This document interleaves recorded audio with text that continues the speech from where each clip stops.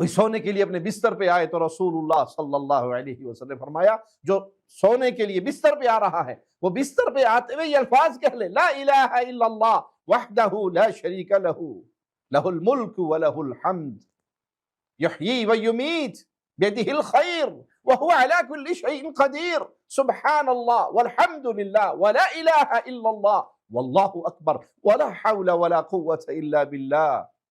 یہ الفاظ بستر پہ آتے ہوئے سوتے ہوئے وہ کہہ لے، اللہ اس کے گناہوں کو معاف فرما دے گا، اگرچہ اس کے گناہ سمندر کی جھاگ سے زیادہ کیوں نہ ہوں۔ کتنے آسان کلمات ہیں، لیکن پیغام ہے توحید کا۔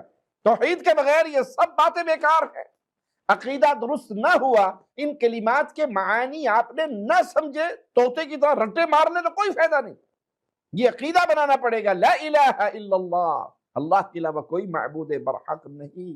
جب کوئی معبود برحق نہیں تو میں غیر اللہ کو نہیں پکار سکتا۔ الدعاء هو العبادہ، پکار ہی تو عبادت ہے۔ پھر میں یا علی مدد اور یا رسول اللہ مدد نہیں کہہ سکتا، یا پیر جیلانی مدد نہیں کہہ سکتا، یا فلاں مدد نہیں کہہ سکتا۔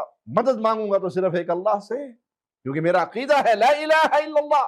کوئی مشکل کشا نہیں، کوئی حاجت روا نہیں، کوئی بگڑی بنانے والا نہیں، کوئی اولاد دینے والا نہیں، کوئی رزق دینے والا نہیں، کوئی شفا دینے والا نہیں، کوئی بیماریاں ٹالنے والا نہیں، کوئی غموں کو خوشیوں میں بدلنے والا نہیں، کوئی بھور میں پھنسی ہوئی کشتی کو پار لگانے والا نہیں، کوئی بیٹا دینے والا نہیں، کوئی اولاد دینے والا نہیں، کوئی بانجھ پن کو ختم کرنے والا نہیں، کوئی نہیں جس کے ہاتھ میں اختیارات ہو۔